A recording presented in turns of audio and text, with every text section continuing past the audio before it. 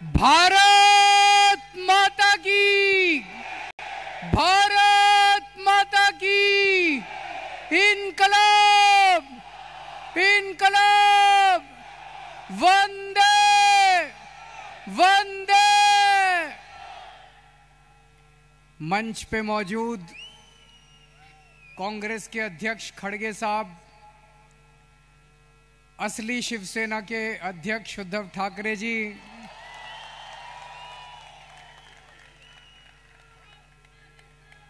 असली एनसीपी के अध्यक्ष शरद पवार जी, इंडिया गठबंधन के देश भर से आए हुए सभी सीनियर नेतागण और इतनी भारी संख्या में आए हुए मेरे सभी प्यारे बहनों, भाइयों, माताओं, बुजुर्गों, बच्चों, आप सबको मेरा नमस्कार, सबको मेरा प्रणाम।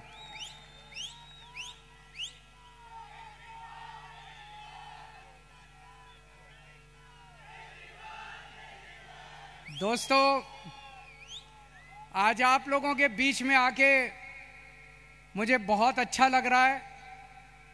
सीधे जेल से आ रहा हूं आप लोगों के बीच में।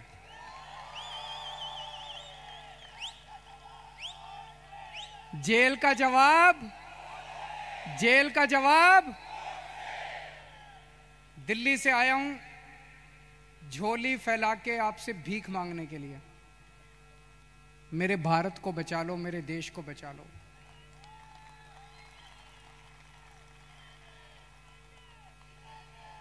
हमारे देश को प्रधानमंत्री जी तानाशाही की तरफ ले जा रहे हैं। हमारे देश को बाबा साहब अंबेडकर ने एक शानदार संविधान दिया था, जनतंत्र का। जनता चुनेगी, वोट करेगी, लोग चुने जाएंगे, वो शासन करेंगे। जिनको जनता चुनेगी वो शासन करेंगे। जनता के मुताबिक काम किए। अब धीरे धीरे धीरे धीरे प्रधानमंत्री जी ये शासन, ये जनतंत्र खत्म करना चाहते हैं। मेरा उदाहरण लीजिए, दिल्ली में हमें 2015 में दिल्ली में 70 सीट हैं, विधानसभा में 70 सीट हैं। 70 में से 67 सीट, 67 सीट आम आदमी पार्टी को मिली थी। 5 साल बाद चुनाव हुए 2020 में, और 2015 में 67 सीट आम आदमी पार्टी को, 3 सीट बीजेपी को। 2020 में 70 में से 62 सीट आम आदमी पार्टी को, 8 सीट बीजेपी को। तो मोदी जी ने देखा कि दिल्ली में आम आदमी पार्टी को हरा नहीं सकते, तो मोदी जी ने एक षड्यंत्र रचा, एक फर्जी केस बनाया। उसमें मनीष सिसोदिया को, सतिंदर जैन को, सबको उसमें गिरफ्तार किया और फिर मुझे गिरफ्तार कर लिया। अगर हरा नहीं सकते तो गिरफ्तार कर लो। उन्हें लगा कि गिरफ्तार करेंगे तो केजरीवाल को इस्तीफा देना पड़ेगा, लेकिन केजरीवाल ने तय किया सरकार जेल से चलाएंगे। मैंने इस्तीफा नहीं दिया, सरकार जेल से चलाएंगे। अगर मोदी जी जनतंत्र को जेल में कैद करेंगे तो हम जनतंत्र को जेल से चला के दिखाएंगे।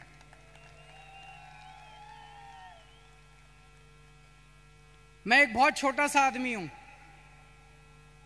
हमारी एक छोटी सी पार्टी है, 2 राज्यों में है, पंजाब में, दिल्ली में। मैं सोच रहा था मोदी जी ने मुझे गिरफ्तार क्यों किया। मेरे जैसे छोटे से, वो तो इतने बड़े आदमी हैं, इतना उनके पास साधन है, तमाम उनके पास रिसोर्सेज हैं, मुझे क्यों गिरफ्तार किया। मुझे गिरफ्तार किया क्योंकि दिल्ली के गरीब बच्चों के लिए मैंने अच्छी शिक्षा का इंतजाम किया। दिल्ली के गरीब बच्चों के लिए मैंने अच्छे सरकारी स्कूल बनाए, शानदार सरकारी स्कूल बनाए। मोदी जी नहीं चाहते कि गरीब बच्चों के लिए अच्छे स्कूल बनाए जाएं, वो इस काम को रोकना चाहते हैं, इसलिए उन्होंने मुझे गिरफ्तार किया। मैंने मान लो 500 स्कूल बनाए। मोदी जी, आपका बड़प्पन तो तब था आप 5000 स्कूल बनाते। आप तो इतने बड़े आदमी हो, आप 5000 स्कूल बनाते, तब आपका बड़प्पन था। आपने केजरीवाल को गिरफ्तार करके स्कूलों का काम रोक दिया दिल्ली के अंदर।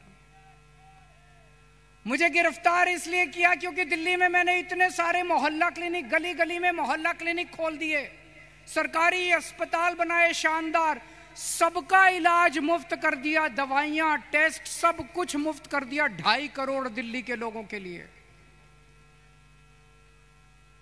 मोदी जी ये काम रोकना चाहते हैं, इसलिए मुझे गिरफ्तार किया। और विडंबना देखिए, दिल्ली के लोगों के लिए मैंने सारी दवाइयां मुफ्त कर दी, लेकिन जब मैं तिहाड़ जेल में गया 15 दिन तक मेरी दवाइयां बंद करवा दी मोदी जी ने तिहाड़ जेल के अंदर।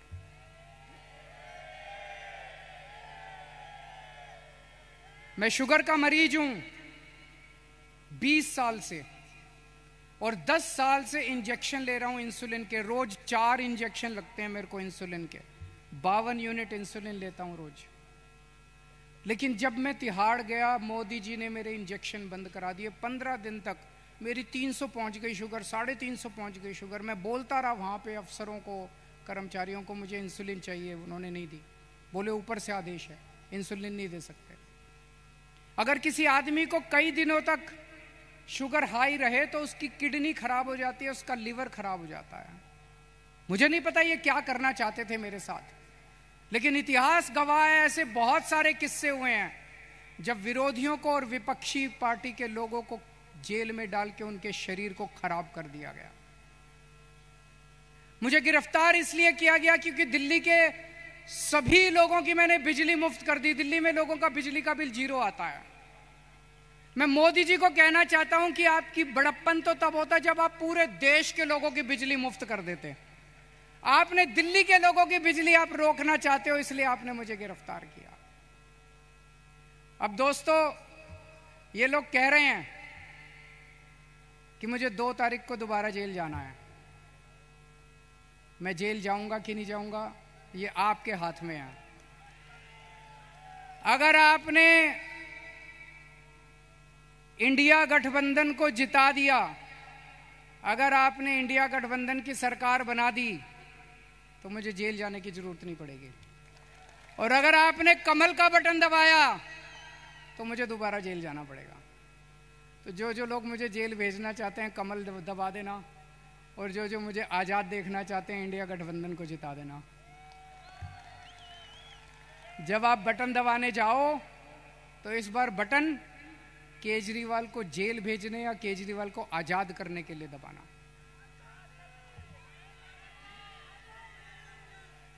रशिया का नाम सुना है? रशिया, पुतिन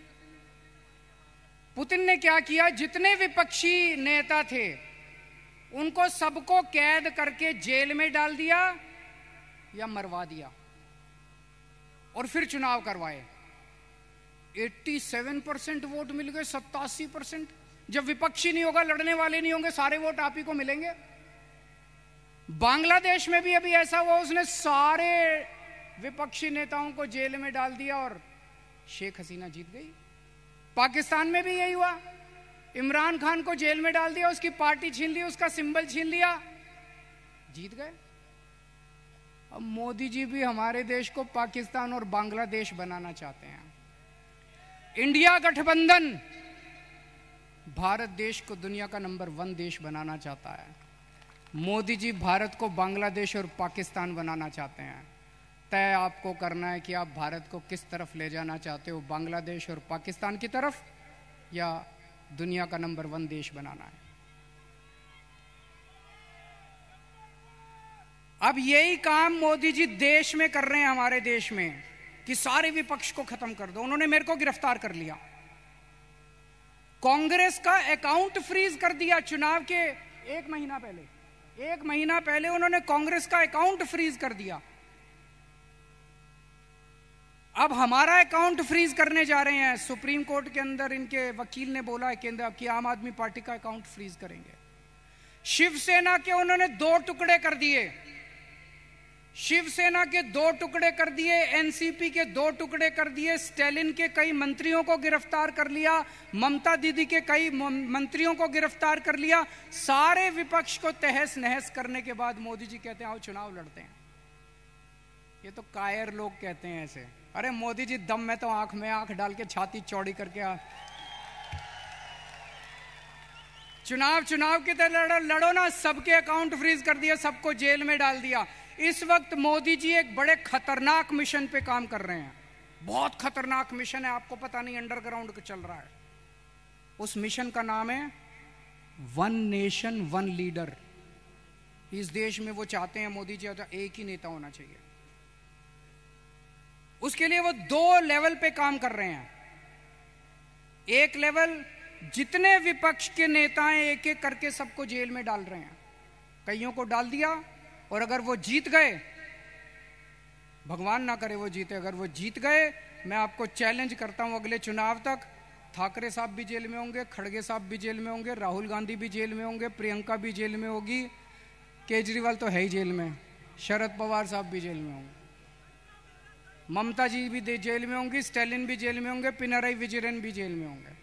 तो एक उनके लेवल पे काम कर रहे हैं, विपक्ष को सबको जेल में डाल दो, जैसे पुतिन ने, शेख हसीना ने, जैसे पाकिस्तान वालों ने जेल में डाला। और दूसरे लेवल पे उनकी अपनी बीजेपी पार्टी में जितने नेता हैं सबको पैदल कर दिया, सबकी राजनीति खत्म कर दी। देवेंद्र फडणवीस को खत्म कर दिया, उन्होंने शिवराज सिंह चौहान को खत्म कर दिया, वसुंधरा राजे को खत्म कर दिया, डॉक्टर रमन सिंह को खत्म कर दिया, खट्टर साहब को खत्म कर दिया। एक ही बचा है, कौन है? अगला किसका नंबर है? अगला किसका नंबर है? सारा देश जानता है अगला नंबर योगी आदित्यनाथ का है। अगर ये जीत गए तो 2 महीने के अंदर योगी आदित्यनाथ को उत्तर प्रदेश के सीएम पद से हटा देंगे ये लोग। बड़ा खतरनाक, एक ही नेता बचेगा और वो भी बस वही राज करना चाहते हैं। लेकिन एक और चीज है, 2014 में जब मोदी जी प्रधानमंत्री बने थे, उन्होंने एक नियम बनाया बीजेपी के लिए कि जो नेता 75 साल का हो जाएगा बीजेपी में, उसको रिटायर करना पड़ेगा, उसको अपना पद छोड़ना पड़ेगा, उसको टिकट नहीं मिलेगी, और अगर वो किसी पद पे काम कर रहा है तो उसे इस्तीफा देना पड़ेगा। उस रूल के तहत उन्होंने सबसे पहले आडवाणी जी को रिटायर किया, फिर मुरली मनोहर जोशी को रिटायर किया, फिर उन्होंने सुमित्रा महाजन को रिटायर किया, फिर उन्होंने यशवंत सिन्हा को रिटायर किया और कई लोगों को रिटायर किया। अगली साल 17 सितंबर को मोदी जी 75 साल के हो रहे हैं।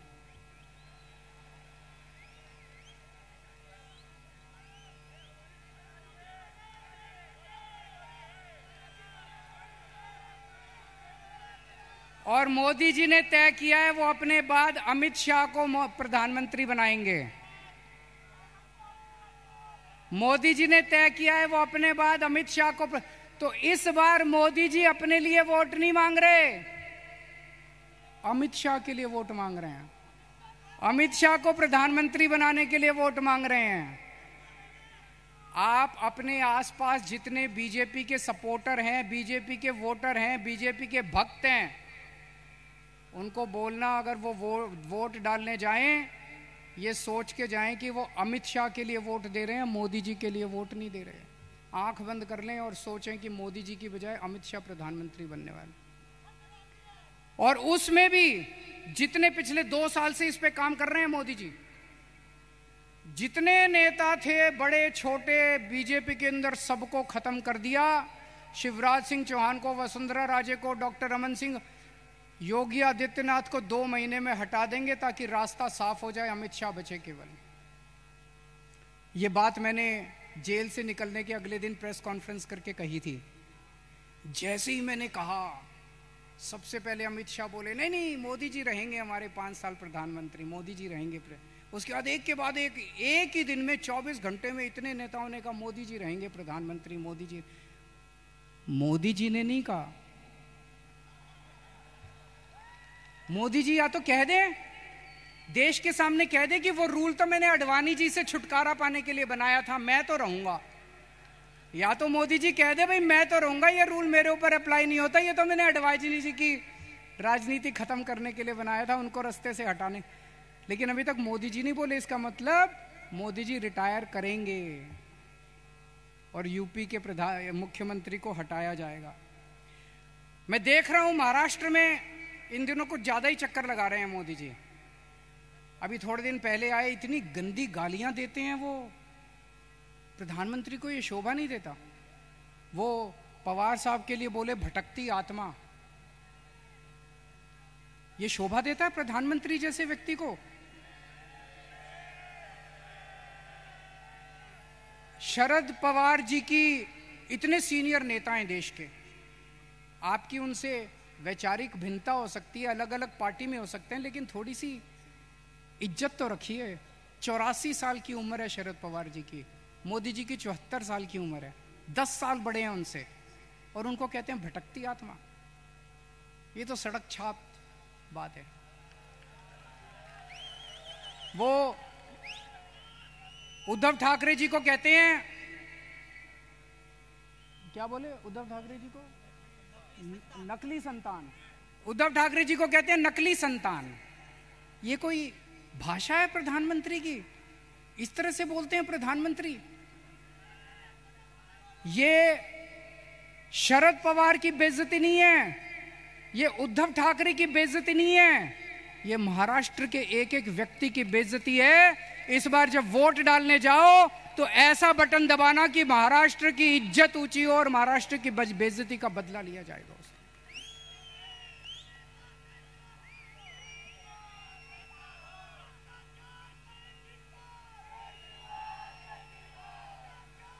मेरे को इन्होंने 21 दिन की मोहलत दी है सुप्रीम कोर्ट ने।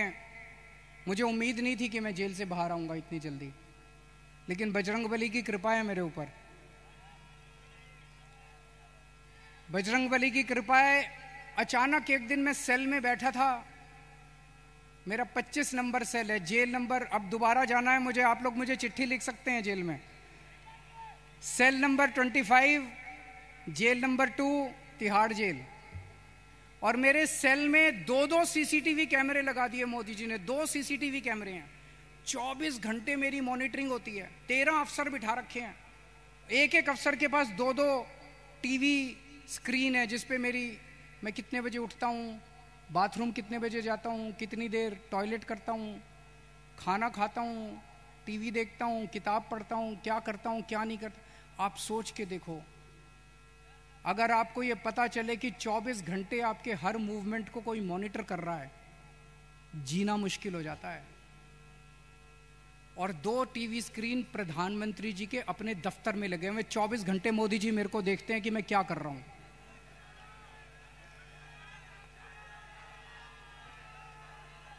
तो एक दिन मैं टीवी देख रहा था, अचानक मुझे पता चला कि सुप्रीम कोर्ट ने मेरे को बेल दे दी। मैं 21 दिन के लिए बाहर आ गया। मुझे बहुत खुशी हुई, उसी वजह से आज आप लोगों के बीच में आने का मौका मिला। लेकिन मैंने भी ठान लिया है, ये 21 दिन का एक एक सेकंड, एक एक क्षण, एक एक पल मैं देश को बचाने के लिए गुजारूंगा। 24 घंटे काम कर रहा हूं। कल सवेरे लखनऊ गया था, फिर पंजाब गया, आज सवेरे पंजाब में था, आज मैं अभी बॉम्बे आया हूं, अभी भिवंडी गया था, भिवंडी से बॉम्बे आया हूं, अब रात को दिल्ली निकलूंगा। उसके बाद झारखंड जाना है कल या परसों में। पूरे देश में घूम के मेरा एक ही लक्ष्य है, किस तरह से अपनी भारत माता को बचाना है, देश को बचाना है, तानाशाही से बचाना है। दोस्तों, मैं तो आज आपको एक ही चीज बोल के जाऊंगा। जैसा मैंने कहा, अगर इनकी सरकार आ गई तो ये ठाकरे साहब को भी, शरद पवार जी को भी, सबको जेल में डाल देंगे। तो जो करे उद्धव ठाकरे से प्यार, उसे करना होगा मोदी को इनकार। जो करे शरद पवार को प्यार, उसे करना होगा मोदी को इनकार। और अंत में मैं कहना चाहता हूं, इंडिया गठबंधन के यहां पे 3 पार्टनर्स हैं, शिवसेना, एनसीपी और कांग्रेस।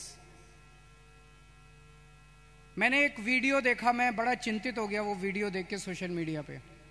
एक व्यक्ति ने वोट दे के बाहर निकला, उससे मीडिया वाले ने पूछा किसको वोट दिया? बोला शरद पवार को। बोला कौन से निशान पे? बोला घड़ी के निशान पे। अभी बहुत कन्फ्यूजन है लोगों में, इस कन्फ्यूजन को दूर करना बहुत ज़रूरी है। लोग, मैं देख रहा हूँ, बड़ी ज़बरदस्त तरीके से बीजेपी को नकार रहे हैं, लेकिन अगर गलत सिंबल पे वोट डल गया तो बड़ी मुश्किल हो जाएगी। आप सब लोगों की जिम्मेदारी है, जितने लोग आज यहाँ आए हैं। वापस जाके अपने अपने मोहल्ले में, अपने अपने गांव में, अपने अपने पड़ोस में बोल देना कि असली शिवसेना का सिंबल बदल गया है, असली शिवसेना का सिंबल ये है, मशाल है। ये बताना पड़ेगा सबको, बताना पड़ेगा सबको। और असली एनसीपी का सिंबल जो है वो अब घड़ी नहीं है, वो तुतारी बजाने वाला आदमी है। वो बताना पड़ेगा सबको, हम सबकी जिम्मेदारी है। पार्टी अपना काम कर रही है, लेकिन पार्टी के साथ साथ जनता की भी जिम्मेदारी है। और लास्ट में एक ही चीज कहूंगा, 4 तारीख को जब नतीजे आएंगे, मैं तब तक जेल जा चुका हूंगा, जेल से नतीजे देख रहा हूंगा। पिछली बार 48 में से 42 सीट एनडीए की आई थी, इस बार 48 में से 42 सीट इंडिया गठबंधन की आनी चाहिए। अगर 48 में से 42 सीट इंडिया गठबंधन की आई तो मुझे जेल के अंदर बड़ा सुकून मिलेगा। आप सब लोगों ने, इंडिया गठबंधन के सभी नेताओं ने, ठाकरे साहब ने, पवार साहब ने, खड़गे साहब ने आज मुझे यहाँ आमंत्रित किया, बोलने का मौका दिया, बहुत बहुत शुक्रिया। और इतने प्यार से आप सब लोगों ने सुना। आप लोग खुश रहें, स्वस्थ रहें, भगवान आपका खूब खुशियां दे। भारत माता की।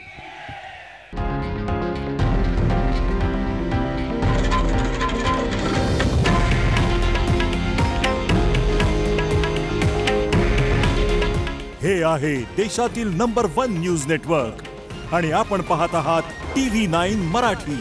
काळजी तुमची, हित महाराष्ट्राचं।